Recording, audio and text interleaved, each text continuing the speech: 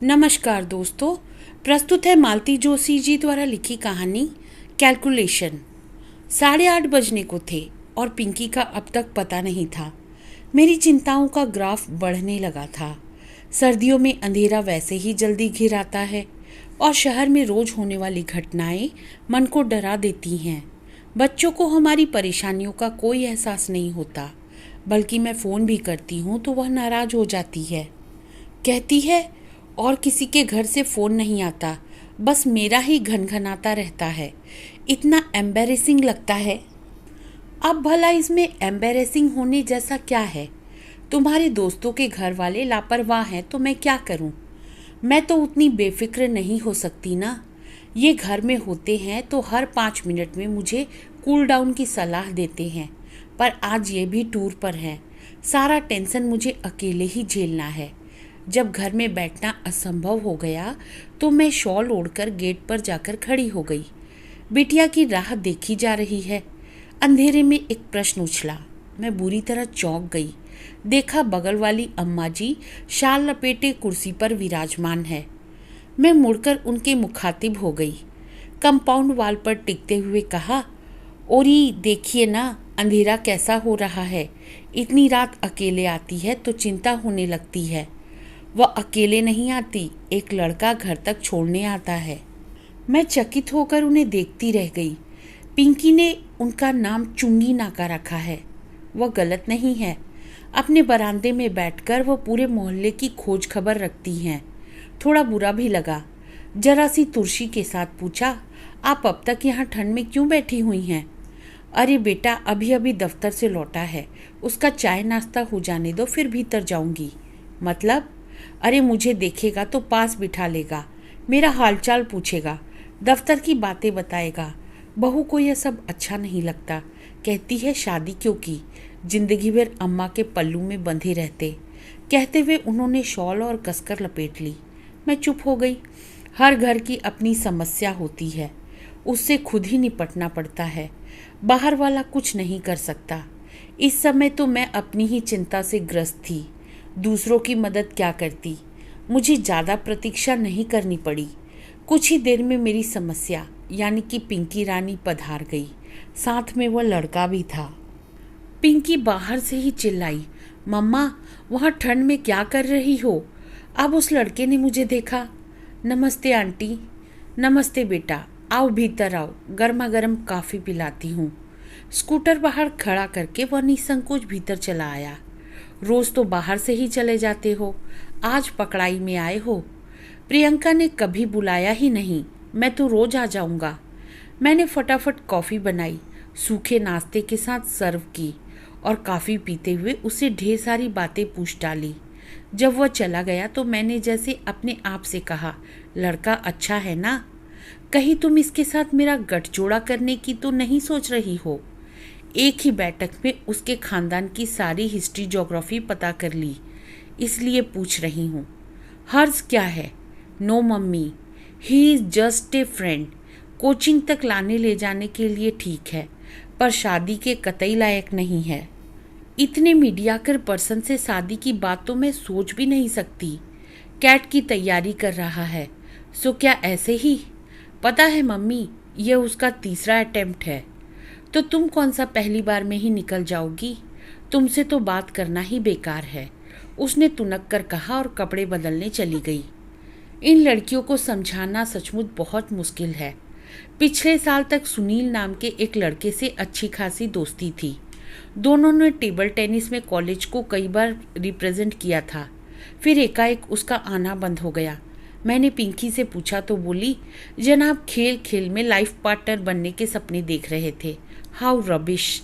एक लड़का था रजत, 2-3 नाटकों में दोनों ने एक साथ काम किया था। लड़का सुंदर था, संपन्न भी, मुझे तो सुशील भी लगता था। पर पिंकी बोली, मम्मी, उसे ऑफ स्टेज देखोगी ना तो तुम्हें मतली आ जाएगी। फिर उसके साथ काम क्यों करती हो? Because he is a fine actor. कल को बॉलीवुड में जाकर बड़ा स्टार बन गया तो? नो चांस मम्मी, वह तो बस लोकल हीरो है। वहाँ तो ऐसे सैकड़ों मारे मारे फिरते हैं, कोई घास नहीं डालता। मैंने सुना है लड़कियाँ उस पर जान छिड़कती हैं। लड़कियां परले दर्जे की बेवकूफ़ होती हैं, तभी तो ऐसे लोगों की बनाती है। कई बार मेरे पूछने का मन होता है कि लाडो, तेरी नज़र में कोई मिस्टर परफेक्ट है भी? उस दिन कॉलेज से लौटते ही बोली, मम्मी थोड़ा विटामिन एम स्पेयर करो, पार्लर जाना है। क्यों? कॉलेज में फंक्शन है कोई? फंक्शन तो है पर कॉलेज में नहीं, बर्थडे पार्टी में जाना है। Kartik is throwing A party. Kartik इतने दिनों कहाँ था? यहीं था, पढ़ाई में बिजी था। बिजी कर रहा था ना। एकाएक तुम्हें कैसे याद कर लिया? याद क्यों नहीं करेगा, मैंने उसे भूलने ही कब दिया। हर साल बर्थडे पर विश करती हूँ, न्यू ईयर पर कार्ड भेजती हूँ। हाँ, पार्टी आज पहली बार दे रहा है। कार्तिक की पार्टी में खूब बन संवर कर गई थी। बार बार पूछ रही थी, मम्मी मैं ठीक लग रही हूँ ना? मेकअप बहुत गाढ़ी तो नहीं है? साड़ी बहुत जाजी तो नहीं है? वह सचमुच बहुत प्यारी लग रही थी। बाल भी ढंग से संवारे थे, कपड़े भी ढंग से पहने थे। ऐसा नहीं कि हमेशा की तरह कुछ भी ऊटपटांग पहन लिया और चल दिए। उसकी सज्जा से ही पता लग रहा था कि वह किसी को इम्प्रेस करने के लिए बेताब है। यह जानकर अच्छा भी लग रहा था। कार्तिक सचमुच अच्छा लड़का था। बहुत अरसे पहले वे लोग हमारे पड़ोसी थे। उसकी बहन कीर्ति पिंकी की क्लास में थी। माता पिता दोनों डॉक्टर थे, अक्सर बिजी रहते थे। कीर्ति का अधिकांश समय हमारे यहाँ ही गुजरता था। फिर मोहल्ले बदल गए, पर एक ही क्लास में होने के कारण कीर्ति और पिंकी की दोस्ती बनी रही। हायर सेकेंडरी के बाद वह भी भाई की तरह मेडिकल में चली गई। आना जाना कम क्या, एक तरह से बंद ही हो गया। यह तो आज पता चला कि पिंकी उन लोगों के, खासकर कार्तिक के बराबर संपर्क में है। अच्छा लगा। जाते समय मैंने उसे ढेर सारी हिदायतें दी। जल्दी लौटना, ऑटो में अकेले मत आना, किसी भरोसेमंद आदमी की कार में ही बैठना। उसे अच्छा तो नहीं लग रहा था, पर चुपचाप सुनती रही। आखिर उसके पापा को ही दया आ गई। झल्लाकर बोले, बस भी करो अब, लड़की अब बच्ची नहीं रही, खासी बड़ी हो गई है। इस बात को तुम कब समझोगी? बच्ची नहीं रही, बड़ी हो गई है, इसीलिए तो इतनी फिक्र हो रही है। पर ये बातें पुरुषों के दिमाग में कभी नहीं आती। फिक्र करने का जिम्मा जैसे माँ ने ही उठाया हुआ है। रात को वह लौटी थी तो काफ़ी थकी थकी सी लग रही थी। मुझे आश्चर्य नहीं हुआ। जानती हूँ, आजकल की पार्टियों में सिर्फ खाना पीना थोड़े ही होता है। डांस के नाम पर अच्छी खासी हुड़दंग लीला होती है। शोर इतना कि कानों के पर्दे फट जाएं। कैसी रही पार्टी? मैंने पूछा। ठीक ही थी, उसने बेरुखी से कहा और सोने चली गई। अब मुझे ताज्जुब हुआ। और कोई दिन होता तो मुझे पूछने की ज़रूरत नहीं पड़ती, वह आते ही शुरू हो जाती।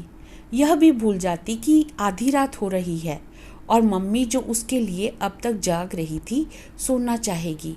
पर आज तो उसे बात करना भी मुहाल लग रहा था। जाते समय जो उत्साह फूट पड़ रहा था, उसका लेश मात्र भी अब बाकी नहीं था। सुबह चाय के समय उसके पापा ने पार्टी के बारे में पूछा तो बोली, पापा पार्टी तो शानदार होनी ही थी, उसने अपनी एंगेजमेंट जो अनाउंस करनी थी। अरे वाह, किससे शादी कर रहा है? अपनी बैचमेट से। दोनों ने साथ ही पीजी किया है। इसका मतलब है घर में डॉक्टरों की एक पूरी फौज तैनात है। तब तो उनके नर्सिंग होम का भी एक्सटेंशन होगा। बिल्कुल होगा। अब वह केवल मैटरनिटी होम नहीं रहेगा, वहाँ बड़ी से बड़ी सर्जरी होगी। इसीलिए तो उस बॉर्डम से शादी कर रहा है। अगर उसे पीजी में एडमिशन नहीं मिलता तो उसे लिफ्ट थोड़े ही देता, किसी और को पटा लेता। उसका स्वर एकदम कसैला हो गया था। अंकल आंटी भी तो उसकी डिग्री पर ही रीझे हैं, नहीं तो कार्तिक के सामने तो वह कुछ भी नहीं है। It is a business deal all in all. और फिर उसका स्वर एकदम तरल हो आया। पापा, आजकल लोग नाप तौल कर ही प्यार करने लगे हैं ना? उसके स्वर का गीलापन मुझे भीतर तक भिगो गया। मन हुआ उसे गले से लगाकर सांत्वना दूं, कहूं कि लाडो, इसमें कार्तिक का क्या दोष है? अपना नफ़ा नुकसान देखना तो जमाने का चलन है। तुम भी तो इस इल्ज़ाम से बरी नहीं हो। वैसे भी टूटकर प्रेम करने वाली पीढ़ी अब रही कहाँ? वे लोग तो कब के इतिहास बन गए। तो दोस्तों, मुझे उम्मीद है आज की यह कहानी आपको पसंद आई होगी। अब मिलती हूँ अगली कहानी के साथ, तब तक के लिए अलविदा।